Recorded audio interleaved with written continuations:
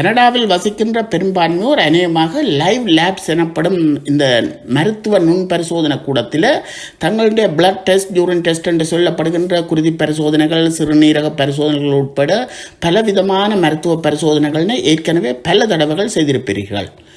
இங்கு டிசம்பர் 17, 2019 ஆண்டுக்கு முன்பு இந்த மருத்துவ நுண்பரிசோதனை கூடத்தில் பரிசோதனை செய்த ஒவ்வொரு வாடிக்கையாளருக்கும் $50 வரை ஒரு சிறு தொகை நட்டஈடு வழங்க வேண்டும் என கனடாவின் நீதித்துறை வழங்கிய உத்தரவினை தொடர்ந்து அதற்குரிய மனுக்களினை எதிர்வரும் ஏப்ரல் 6, 2024 முன்பு சமர்ப்பிக்குமாறு கூறப்பட்டுள்ளது.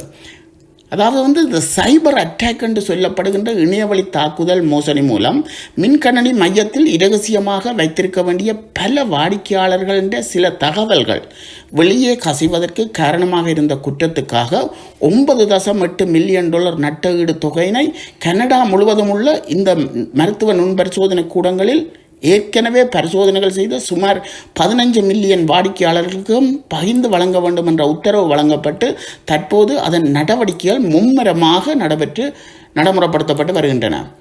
இதனை பற்றிய விவரங்கள் அறிய வேண்டுமானால் லைவ் லேப் காம்பன்சேஷன் என்ற சொல்லை கூகுள் பண்ணி பார்க்கும் பொழுது முழு தகவல்களையும் அதனூடாக பெற்றுக்கொள்ளலாம். அவை தவிர இங்கு குறிப்பிடப்பட்டுள்ள இந்த இணையதள முகவரியினூடாக தாங்கள் மின்னஞ்சல் மூலம் இலகுவாக தங்களுடைய விண்ணப்பத்தினை ஒரு 5 நிமிடங்களில் சமைத்து விடலாம். அவை தவிர இங்கு இந்த நிறுவனத்தின் விலாசம் குறிப்பிடப்பட்டுள்ளது.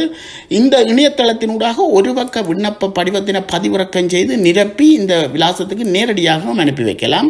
தேவையாயின் இங்கு குறிப்பிடப்பட்டுள்ள அவர்களுடைய தொலைபேசி இலக்கமான 1833494008 என்ற தொலைபேசிக்கு நேரடியாக தொடர்பு கொண்டும் நீங்கள் தகவல்களை பெற்றுக்கொள்ளலாம். இங்கே விண்ணப்ப படிவத்தில் நிறைய ஒன்றும் நிரப்ப தேவையில்லை. தங்களின் பெயர் விவரங்கள், விலாசம், தொலைபேசி இலக்கம், மின்னஞ்சல் முகவரி என இவற்றுடன் மட்டும் மாகாண மருத்துவ இலக்க என்று சொல்லப்படுகின்ற ப்ரொவின்சியல் ஹெல்த் கார்டு நம்பரையும் பதிவு செய்து அனுப்பி வைக்க வேணும். தபால் மூலமோ அல்லது இணையதளம் மூலமோ தங்களுக்குரிய பணத்தினை அனுப்புவதென்ற ஒரு கேள்விக்கு அங்கு பதில் வழங்க வேண்டும். தங்களை தேடி அவரவர் பெயரில் சிறுதொகை பணம் வந்து சேரும். சிறுதொகையாக இருந்தாலும் தவற விடாதீர்கள். விண்ணப்பிக்கின்ற கடைசி தேதி ஏப்ரல் 6, 2024.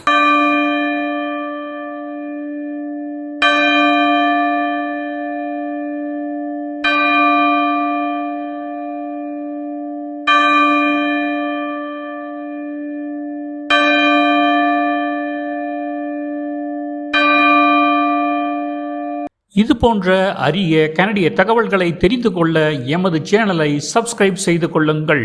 நன்றி.